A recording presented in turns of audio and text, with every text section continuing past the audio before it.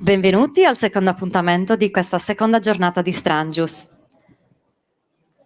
Ci sarà Salvatore Tola, coordinato da Marino Carcangiu. Brevi note biografiche su Marino, nonostante lo conosciamo tutti. Per tanti anni alla guida dei treni, pensionato, ha 2 figlie e una nipotina, ha fatto attività politica e amministrativa, accanito al lettore, predilige gli autori latinoamericani e si rilassa con un buon noir. Attualmente fa attività di volontariato. A voi Marino Carcangio e Salvatore Tola. Buona serata.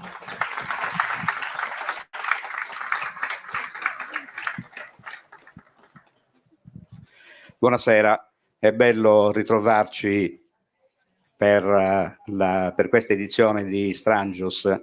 2 brevi cenni biografici su Salvatore Tola. Salvatore Tola nasce nel 1940 da padre sardo nativo di Chiesi e madre romagnola.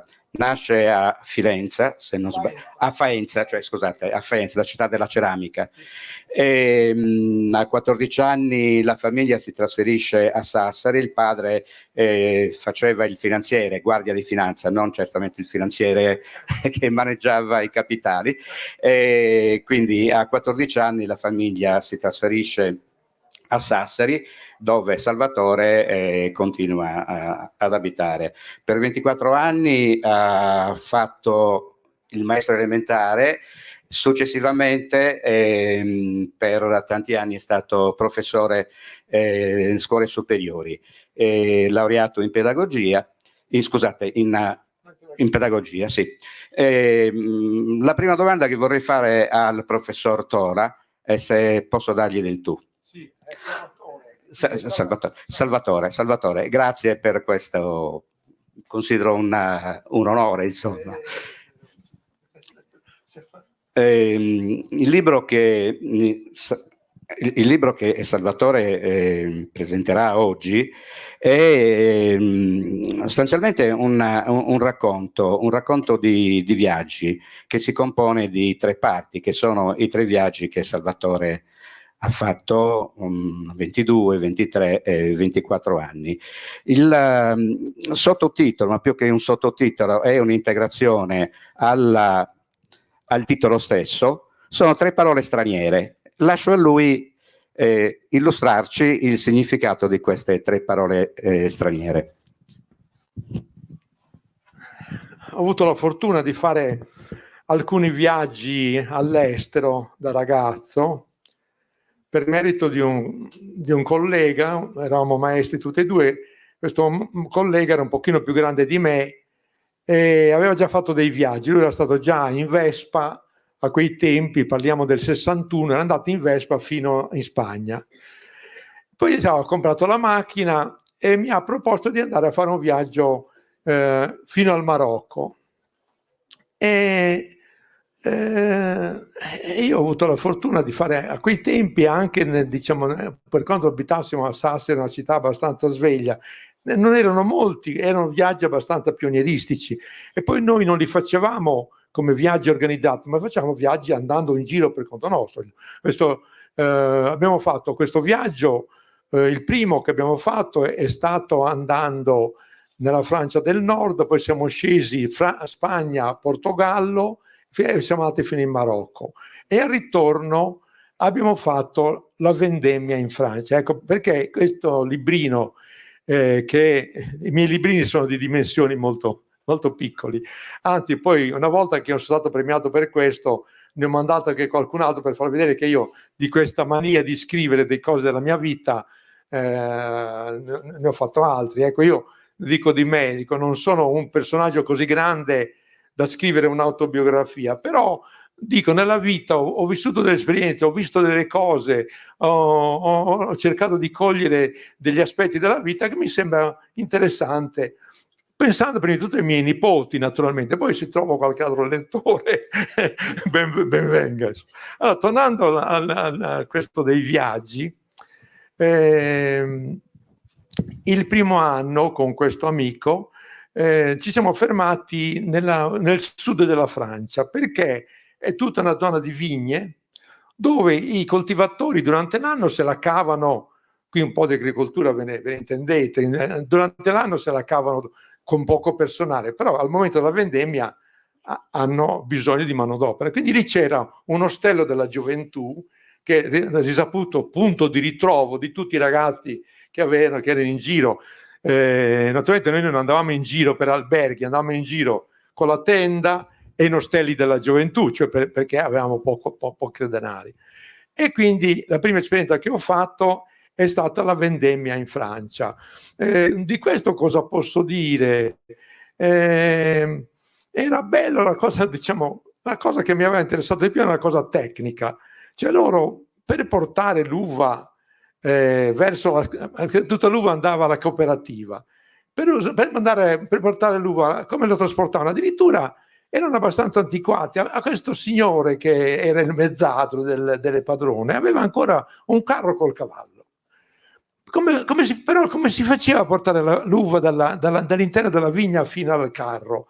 Loro avevano una carriola che senza cassoncino, però nei due manici, c'erano due ganci, e poi noi mettevamo l'uva dentro dei barilotti che avevano due ferri che sporgevano. Allora quando si andava con la carriola si agganciava a questo barilotto e si andava e si portava via. La cosa più drammatica, che noi un po' ce ne ridevamo, era che quando l'uva arrivava alla cantina, alla cava cooperativa, dicevano loro, alla cantina sociale, veniva misurata la zuccherina per sapere l'alcol che avrebbe reso, e quello avrebbe dato anche il prezzo.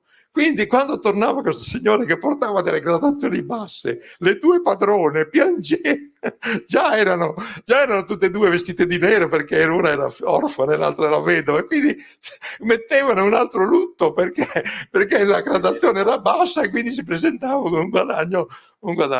Comunque, per fare un'altra nota curiosa, noi, risalendo dal Marocco, avevamo visto che a Barcellona c'erano le giacche di antilope. E le giacche di antilope allora era quella da signori. Con i soldi che abbiamo fatto lì nella vendemmia siamo tornati a Barcellona e ci siamo comprati le giacche di antilope. E il mio amico diceva: quando torniamo a casa andiamo dai nostri amici, tiriamo fuori le giacche e con le giacche facciamo slacchete, facciamo vedere la nostra giacca, facciamo slacchete. E così, questa è stata la prima esperienza. Devo dire, a me è sempre piaciuto lavorare in campagna e anche, diciamo, nei viaggi lavorare, perché soltanto io, diciamo, non ho grande interesse per i monumenti, mi piace, diciamo, andando in un posto, conoscere la gente. Quando tu lavori con la gente la conosci bene, e poi si mangia insieme, si beve insieme, si cerca di parlare. Cioè, per me è il modo migliore per penetrare nel mondo. Il secondo anno, con questo amico che era molto sveglio, proprio, diciamo, capace, perché fare questi viaggi per conto nostro vai a finire in dei paesi un po' problematici, siamo riusciti ad arrivare in Israele in automobile, cosa che oggi non abbiamo trovato un momento fortunato. Oggi, come sappiamo, leggiamo in giro, non sarebbe possibile non solo arrivare in Israele, ma era difficile attraversare la Siria. Allora la Siria abbiamo attraversato la Giordania, siamo stati in Libano, che anche oggi è un disastro. Il Libano allora era un paese un po', sembrava quasi la Svizzera del Medio Oriente, perché è la città ordinata, moderna. Sto allungando troppo, forse questo primo. No, volevo proprio con una battuta che magari Salvatore collegarmi al tema, sì, della passo passo, piano piano, ma sicuramente il primo viaggio e forse anche il secondo viaggio si sarà svolto abbastanza lentamente, perché il primo viaggio è stato fatto con una Fiat 600, che chi ha conosciuto questa macchina sa bene che ogni 40-50 chilometri bisognava fermarsi per rabboccare l'acqua al radiatore, e quindi necessariamente si andava passo passo. Il secondo viaggio invece è stato fatto con una Simca 1000, che forse non aveva bisogno di rabboccare il radiatore dell'acqua, però sicuramente velocissima non andava. No, poi il problema di queste macchine era, soprattutto quando siamo andati in Israele, se si fosse voluto qualunque guasto, no, è stato un rischio, perché lì poi pezzi di ricambio, come si faceva, soprattutto nei paesi arabi. La grande, diciamo, come dire, fortuna nostra è che quando siamo riusciti a entrare in Israele, soltanto la Giordania lasciava entrare in Israele. Il re di Giordania era abbastanza avanzato, moderno, però non faceva uscire, quando poi alla fine siamo dovuti andare via mare, da Haifa abbiamo preso una nave che ci ha portati in Grecia, non lasciava uscire, cioè perché con Israele hanno avuto, gli arabi hanno sempre avuto, già allora era un tempo di pace, sembrava che gli arabi avessero accettato questa situazione, però sempre c'era un po' di tensione. Ecco, la cosa bella di questo viaggio è che noi siamo riusciti ad andare a lavorare in un kibbutz.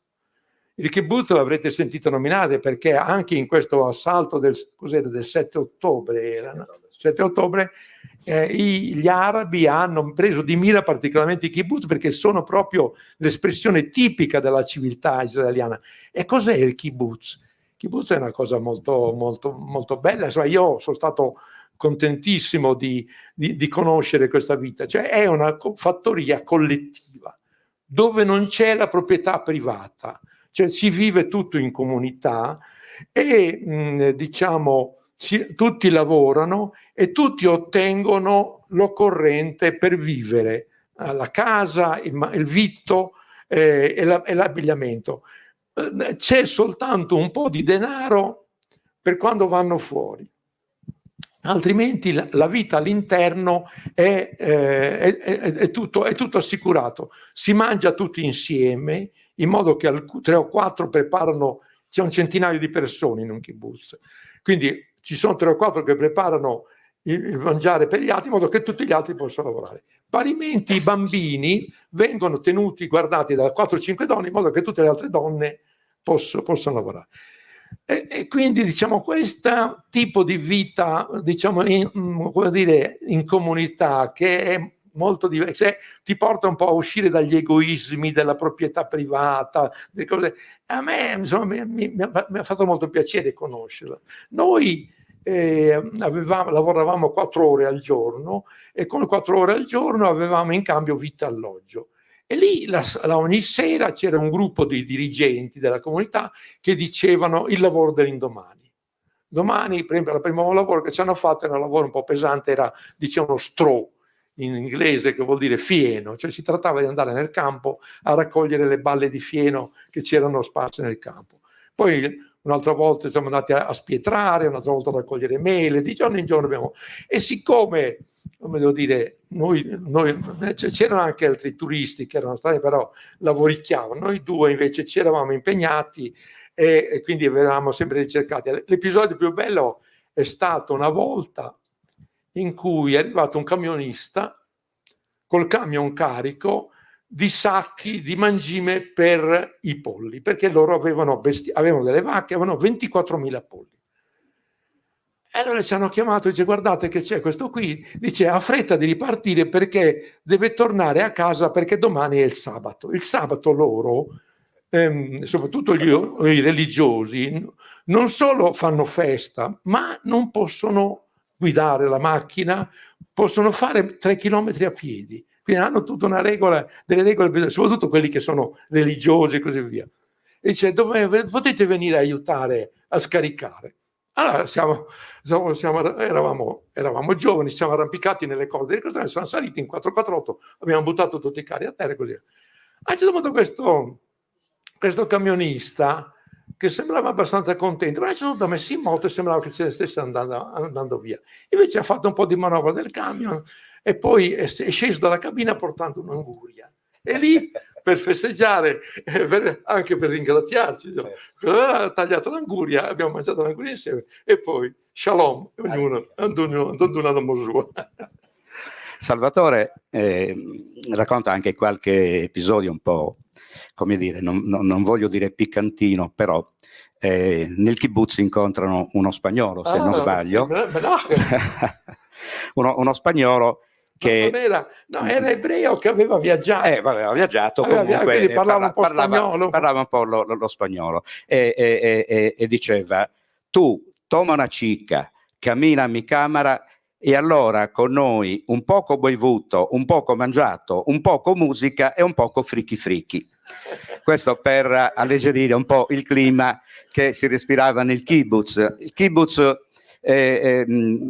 sono stati tra i pochi esperimenti in qualche modo riusciti di vita comunitaria improntata sul socialismo. Il principio ispiratore dei kibbutz è quello che dice: da ognuno secondo le sue possibilità, a ognuno secondo i suoi bisogni. Ecco perché nella vita quotidiana c'era, che ne so, l'esempio delle 3-4 mamme che accudivano i bambini di tutte le altre mamme, l'asilo come dire, diffuso, insomma. Non so sino a che punto oggi in Israele si coltivi ancora questo spirito comunitario. Credo proprio che i kibbutz ci sono ancora, ma non so come credo che siano come principi estremamente minoritari oggi. Purtroppo hanno prevalso altre logiche. Noi avevamo avuto questa impressione in realtà che questi kibbutz fossero, perché il resto di Israele era una civiltà neocapitalistica come la nostra, dove chi non si sa far largo non la campa bene. Quindi il kibbutz era un po' il rifugio anche di persone un po', come dire, deboli o sconfitte, che però nel kibbutz trovavano, come devo dire, essendoci questa società comunitaria, trovavano l'occorrente sufficiente per campare. Addirittura c'erano questo fatto che fosse ognuno secondo le sue possibilità, ognuno secondo i suoi bisogni. Noi vedevamo che c'erano alcuni che lavoravano 3-4 ore e poi se ne andavano a casa, e altri che avevano più persone, lavoravano anche oltre l'orario, così ognuno sembrava che questa cosa funzionasse. Poi loro dicevano, per esempio i figli, non è che tutti andavano a studiare in città, quindi i più bravi o quelli che c'erano, gli altri, no? Cioè non c'era questa... Ognuno secondo i suoi bisogni. Se tu ti piace studiare, vai a studiare, tu invece ti piace lavorare, lavori. Insomma, come un po', sembrava come una grande famiglia. La nostra impressione era positiva, ecco, è stata positiva. Poi come siano adesso, finirà adesso. E comunque, come devo dire, io, come dire, sono rimasto affascinato da ragazzo dalla lettura dell'Utopia di Tommaso Moro, che parla di una società dove non c'è denaro, dove non c'è la proprietà. Quindi sono rimasto affascinato dal vedere una società che in qualche modo tentava, se non magari se non ci riusciva, però tentava di realizzare. D'altra parte loro colonizzavano il deserto, cioè dove eravamo noi, diceva che era vicino al punto dove Davide ha tirato il sasso a Golia, cioè lo spiatto era lì vicino, e loro dicevano i pipeline, cioè c'erano questi tubi che correvano lungo le strade, cioè mano a mano che arriva l'acqua noi colonizziamo. Poi magari abbiamo visto che anche nel colonizzare poi adesso hanno esagerato, cioè, purtroppo anche uno come me che ne aveva in grande simpatia comincia un po' a dubitare, insomma, di questa. Ma allora l'impressione è stata straordinaria, non solo dell'organizzazione generale dello Stato, perché le strade, il traffico tutto ordinato, tutto proprio come una cosa europea, in più questa capacità di dare questo esempio di un socialismo realizzato. Il terzo viaggio invece lo fai da solo. Sì, diciamo, perché da solo? Perché, diciamo, questo amico mio era così bravo che io nei viaggi, diciamo, erano belli, però mi sentivo sempre a rimorchio. Avevo a un certo punto il bisogno di vedere se anche io ero capace di muovermi. Quindi a un certo punto poi, diciamo, è l'anno che ho comprato la macchina, una piccola macchina ancora più piccola, la 500, e avevo la curiosità di andare in Germania. Perché avevo curiosità di andare in Germania? Primo, perché in Germania mio padre era stato prigioniero di guerra e non parlava male dei tedeschi, cioè lui aveva incontrato, anche lui lavorando, perché erano campi di lavoro, non erano campi di sterminio mio padre, erano stati campi di lavoro. Con qualche tedesco si era anche inteso, ecco, lui dice, non è che sono tutti quanti come li immaginiamo. E poi perché nella Germania c'erano molti immigrati nostri. Tant'è vero che sono andato, diciamo, all'arrivo sono andato da questo amico, era delle frazioni tra Budosoi, era stato mio alunno della scuola popolare, Salvatore Modulo. Racconto sempre che lui, per farmi lavorare, mi ha portato alla Ford. Lui lavorava alla Ford. Ma mi sono spaventato. La Ford di Colonia aveva 24.000 operai. Addirittura nella fabbrica c'erano le strade con i nomi E poi la cosa che invece a me non piaceva era che c'erano turchi, c'erano greci, c'erano italiani. Quindi dicevo, ma io sono venuto per vedere la Germania, qui no, è un mondo. E poi, come dire, a un certo punto ho assistito a una cosa che loro chiamavano la parlata, cioè dove loro dicevano i loro problemi ai padroni, ma era una cosa triste perché quelli parlavano, mettiamo, in italiano, poi c'era un interprete che diceva al dirigente, poi il dirigente parlava in tedesco, un interprete che rispondeva, e quindi, poveracci, avevano il lavoro, ma non molto di più. Ho detto, ma guarda, io preferirei andare a lavorare in campagna, avendo già l'esperienza mia in campagna. Dice sì, andiamo all'ufficio di collocamento, Arbeitsamt si chiama. Andiamo lì una mattina e questo impiegato ci ha detto sì, dice può lavorare anche questa sera. E ho detto però la sera stessa sono andato in questo paesino dove c'era questo grande proprietario, Herr Baumann, e l'indomani stavo già lavorando, con un contratto di lavorare 11 ore, perché loro lì, quando fanno la trebbiatura, una mieti-trebbiatura, hanno attrezzature straordinarie, però hanno fretta perché lì piove. Lì arriva la pioggia, quindi facciamo 11 ore. Poi mi sono accorto anche che arrivavamo anche a 13 ore. Tanto che c'avevo un collega, ho detto, ma qui come si fa? E dice, tu segna Überstunden, le ore in più, Überstunden. E infatti il padrone, quando io poi alla fine abbiamo fatto i conti, gli ho presentato le cose di Überstunden e me le ha pagate. Lì come lavoravamo, il lavoro più grosso non era per il grano, perché per il grano era il padrone, Herr Baumann, passava con la mietitrebbia e mieteva e trebbiava d'un colpo. Il lavoro più grosso era per la paglia, perché la mietitrebbia lasciava nel terreno una striscia di paglia e allora la moglie passava con un trattore, dietro al trattore c'era l'imballatrice. La ballatrice raccoglieva la paglia da terra, la imballava e le balle attraverso uno scivolo arrivava in un rimorchio dove c'ero io con gli altri operai. Scusa, però la moglie faceva la furbacchiona, le balle di paglia le comprimeva il più possibile. Infatti lo dicevo, in modo che il volume era quello, ma il peso era molto superiore. Infatti io dicevo, questo è blai, dicevo, questo è ho imparato la parola piombo, dico, sono balle di piombo.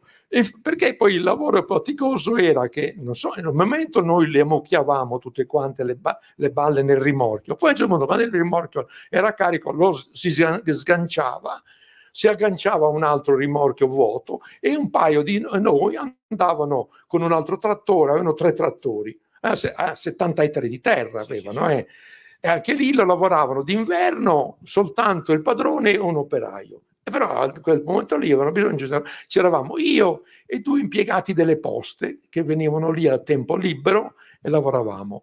E quindi poi il lavoro più pesante era andando al pagliaio, queste balle bisognava impilarle in queste grandi. Però ecco quello che io dico sempre della Germania, io mi posso vantare che ho fatto sempre la mia figura lavorando, questo me lo vanto, però lì ho fatto fatica. E la cosa che si notava in Germania era che quando il padrone andava via il ritmo di lavoro non cambiava. Io ho sempre visto, chi ha esperienza della campagna, quando il padrone c'è un ritmo, quando il padrone va via un po' il ritmo cambia. Lì non cambiava assolutamente, quindi diciamo che le balle da mettere. L'altro lavoro brutto era, avevo questo compagno di lavoro che parlava poco, però ci capivamo. Allora loro cosa fanno? Siccome coltivano molto la barbabietola, tutte le foglie della barbabietola fanno dei mucchi in campagna stessa e le coprono di terra e lì queste foglie macerano. E a un certo punto, quando sono macerate, si va lì e si e si danno al bestiame. E quindi lui, per dire, siccome faceva puzza quando questo compagno, per dirmi che andavamo a andare a raccogliere, a caricare la roba, mi faceva così. E quello era un lavoro seccante, perché tutte queste foglie erano tutte ingrugliurate insieme, quindi col forcale non riuscivi a prendere bene, ne prendevi, te ne usciva poco, ne usciva molto. Però anche lì sono stato contento, devo dire a loro critica che non mi facevano mangiare alla loro tavola. Io sono di Cività Romagnola e un romagnolo, un padrone romagnolo, quando chiama un operaio lo tiene alla sua tavola. Invece lì io mangiavo con i domestici e il padrone Erbaumann mangiava con la sua famiglia in un'altra casa. Quindi, come dicevo inizialmente, presentando il titolo Anni di prova, Travail, Avodat, Arbeit, Travail, francese, lavoro, Avodat, ebraico, lavoro, Arbeit, tedesco, lavoro. Il lavoro, voglio brevemente introdurre una riflessione che ho fatto leggendo Il lager nel bosco, che sono i diari che il padre Pietro Tola, il padre di Salvatore Giovanni, ha scritto durante i 2 anni di internamento, non di prigionia, di internamento nei campi di lavoro nazisti. E, come diceva Salvatore, il padre non ha mai manifestato animosità nei confronti del popolo tedesco, perché forse aveva capito che non il popolo aveva portato il mondo sull'orlo della catastrofe, ma Hitler e i suoi gerarchi nazisti. Salvatore poco fa ha detto che in Germania, ma credo non solo, gli hanno riconosciuto di essere un grande lavoratore, forse perché il suo DNA quello è, proviene dal padre, e il padre, così come dicono Salvatore e Giovanni, i principi, diciamo così, principali della sua vita sono stati il lavoro, quasi come una fede, e il racconto, e il raccontare questi 2 anni della sua vita, che sono stati certamente anni tragici, anche se li ha affrontati, e forse il tenere il diario lo ha sicuramente aiutato a tirare avanti giorno dopo giorno.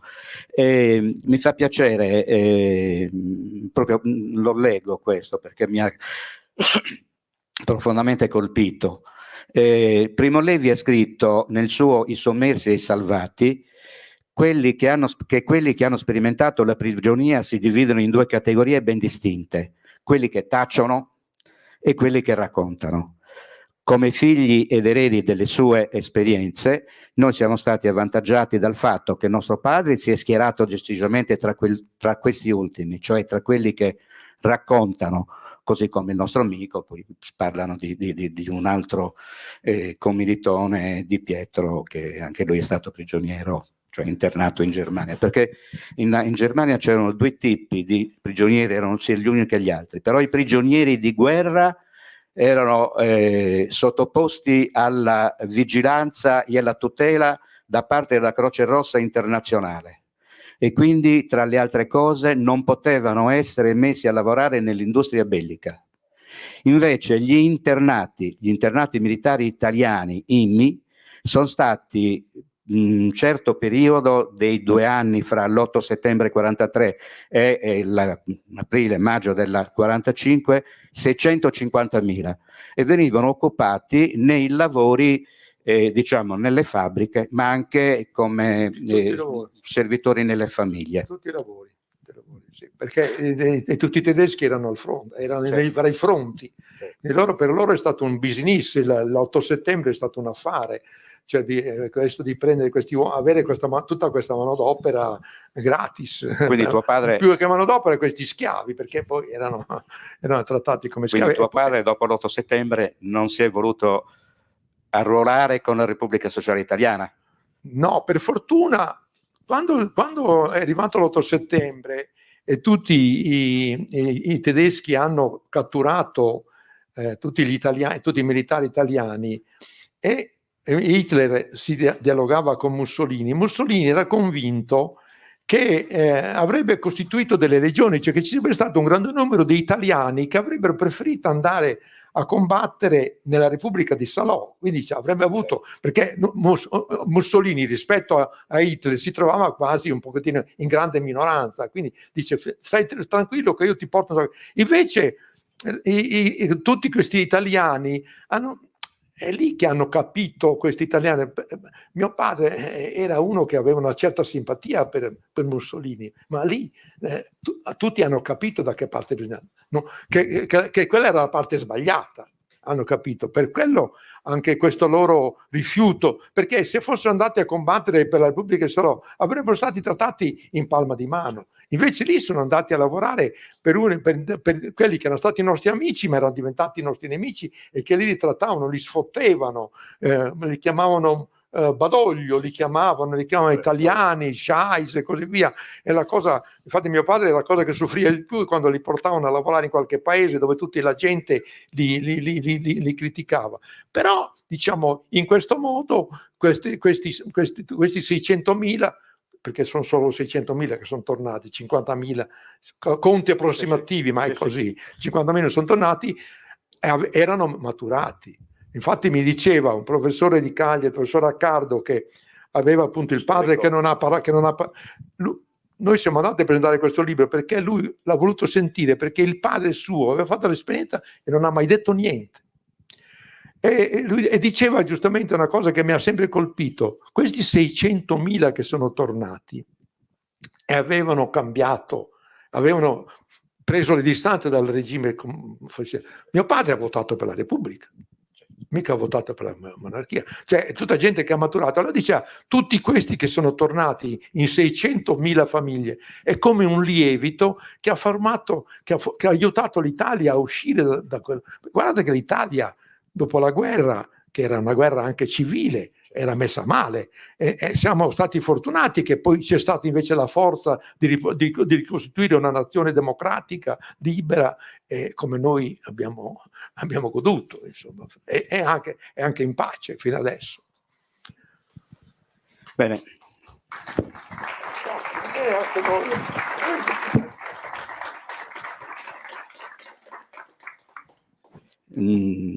Un'ultima cosa, ma vedo Giuseppe che già guarda l'orologio, consulta l'orologio, quindi molto lentamente ci accingiamo alla fine di questo incontro. Ringrazio Salvatore per averci fatto compagnia, per averci accompagnato idealmente in questi viaggi che lui ha compiuto nella sua gioventù, certamente viaggi di formazione, viaggi che hanno temprato il carattere di Salvatore, così come tutti i viaggi sono positivi e tutti i viaggi sono formativi e tutti i viaggi ci fanno avvicinare a noi stessi. Grazie.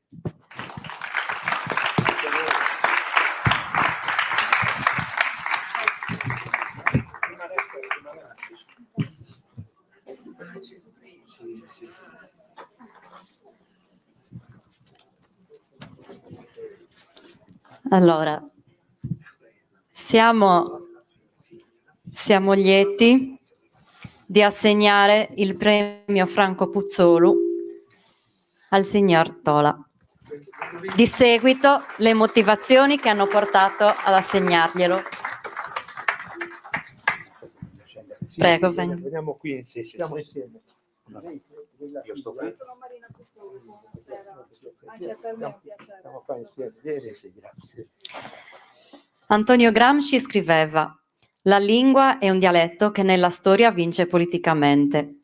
Quando pensavamo che la Sardegna non avesse vinto, in molte istituzioni, scuola, percepirono il sardo come inadeguato, facendoci sentire inadeguati a parlarlo.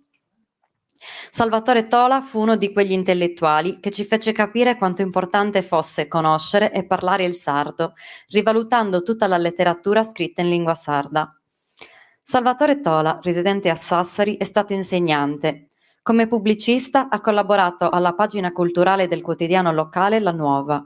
Si occupa della poesia sarda contemporanea come membro delle giurie di alcuni concorsi, fra i quali l'Ozieri, e di quella tradizionale curando raccolte per la collana I grandi poeti in lingua sarda delle edizioni della Torre di Cagliari. A questi temi ha dedicato saggi e antologia. Esperto di libri e di editoria, è stato segretario dell'Associazione Editori Sardi ed è collaboratore di alcune case editrici isolane. Nel 2010 ha dato avvio presso l'editrice Soter di Salvatore Ligios alla piccola collana di memorie in volumetti tascabili, di cui Strangius ha già presentato nel 2022 la memoria del capitano partigiano Geppe Nino Garau. Per queste motivazioni la Commissione assegna il premio Franco Puzzolu, testimone dell'identità sarda, a Salvatore Tola.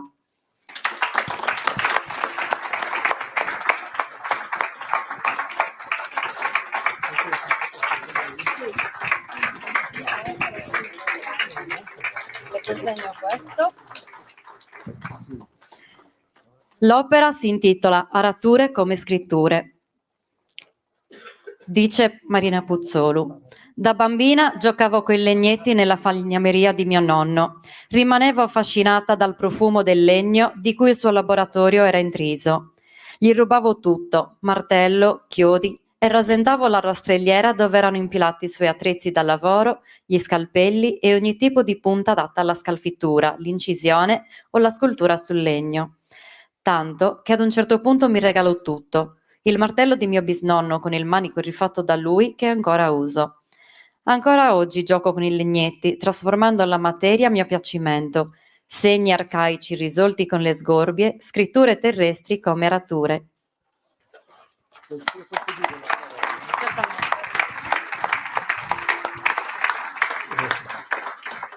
La prima cosa è che i librini della mia collana, mai avrei immaginato che i librini della mia collana mi avrebbero portato un premio, una cosa, una soddisfazione così grande.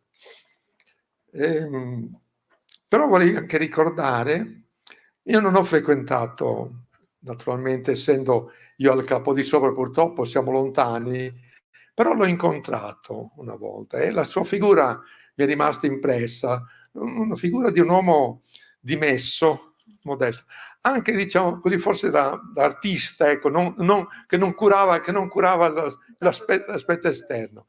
Però ricordo, io ho vissuto il tempo in cui le sue vignette uscivano sia sull'Unione Sarda, che io allora compravo tutti i giorni, e sia sul Messaggero Sardo, di cui sono stato anche collaboratore del giornale degli emigrati, lì collaborava.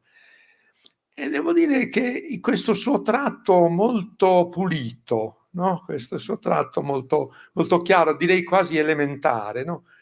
Era molto, diciamo, era accessibile, ecco, era facilmente leggibile la sua scrittura per immagini.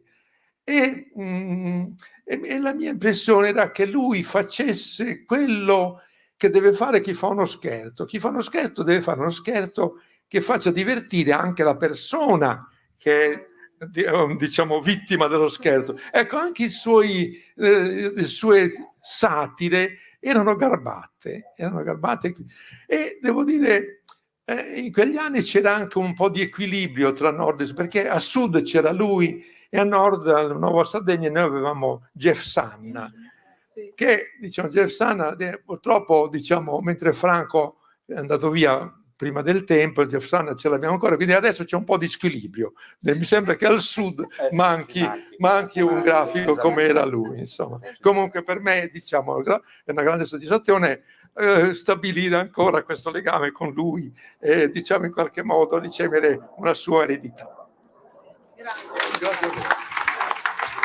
Grazie. Vi chiedo di restare un attimo qua perché stanno arrivando Gianluigi e Tiziano a portarvi degli omaggi.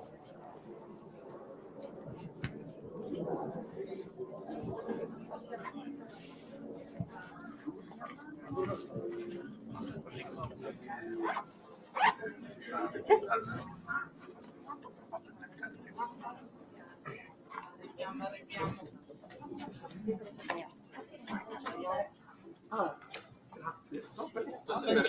Grazie, grazie. Hai capito?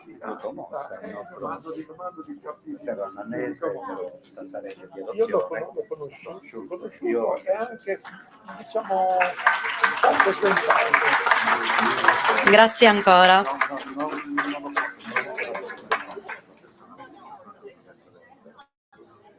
Potete andare. Grazie ancora a voi. Adesso chiamerei qui Francesco Virdis, che è il coordinatore degli artisti.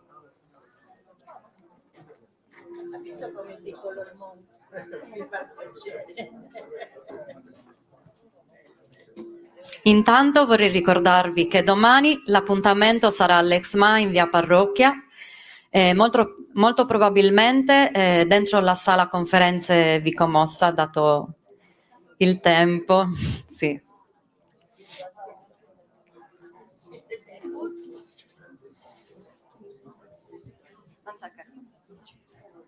Checco non c'è, non fa niente, lo sentiremo domani. Parla Giuseppe.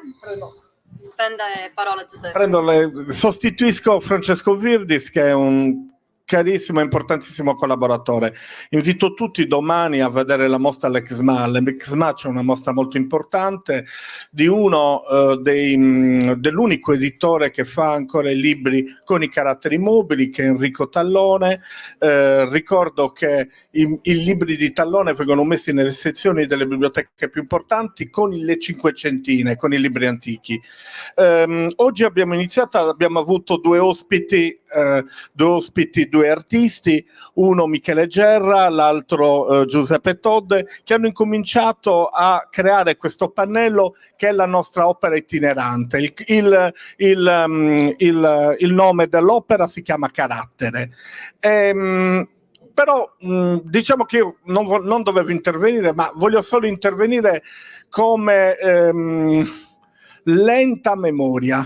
E allora farò solo ringraziamenti quest'anno, e ringraziamenti sulla memoria. Quando noi abbiamo iniziato questo festival eravamo parecchie persone, e mi sento di ringraziare due persone che con vesti diverse ci sono comunque anche in questa edizione, ma che sono stati fondamentali affinché questo festival riesca adesso alle 9 a tenere ancora più di 90 persone su argomenti molto dedicati. E quindi ringrazio, mi piacerebbe fare un bel applauso a due persone, uno è Guido Quarcangiu e l'altro è Davide Bersella. Grazie. Adesso vorrei qui Manuela Orru per l'ultimo reading di questa serata.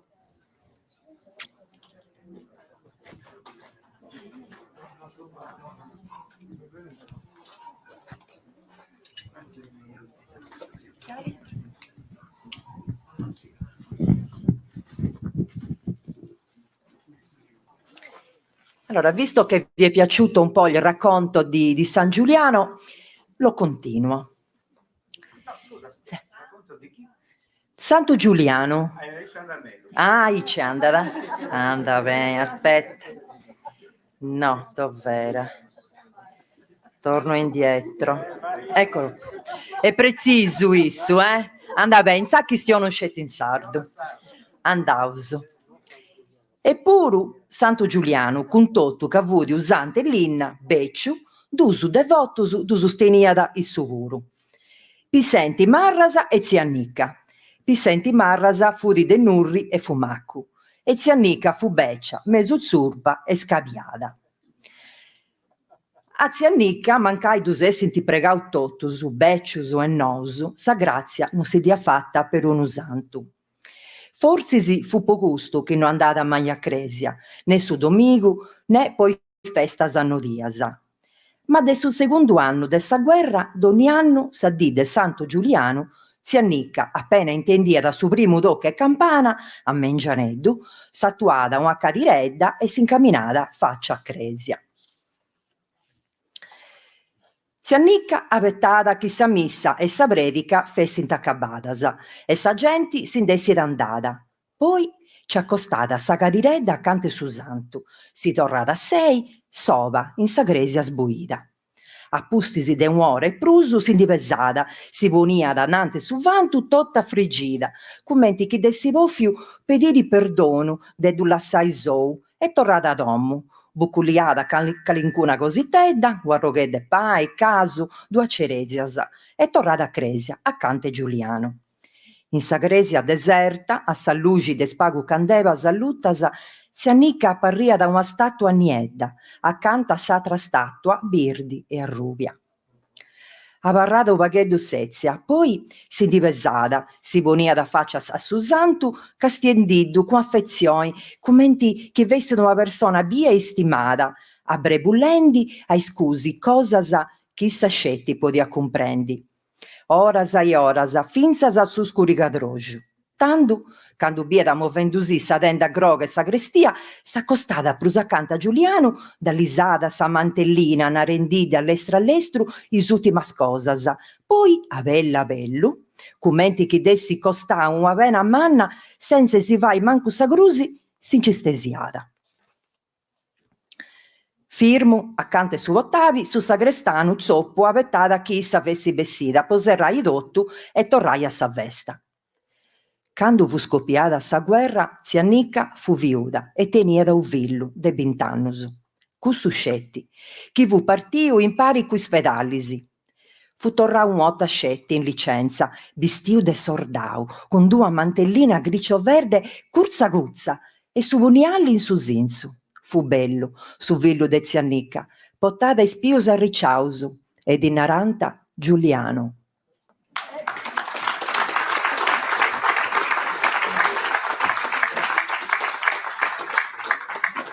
Questo pezzo mi ha commosso, perché a volte le persone che consideriamo un po' pazze, un po' fuori di testa, hanno sempre forse delle ragioni per esserlo e non è facile scoprirle. Grazie Manuela per questa scelta di reading. E adesso vorrei qui con me Tiziano e i padroni di casa.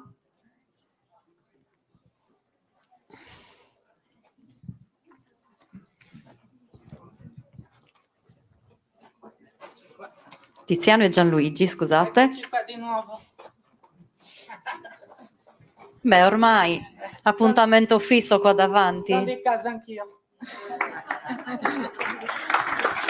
Allora, vorremmo ringraziare Riccardo per l'ospitalità di quest'oggi, non solo perché ospita anche alcuni ospiti di Strangius, quindi grazie per la collaborazione.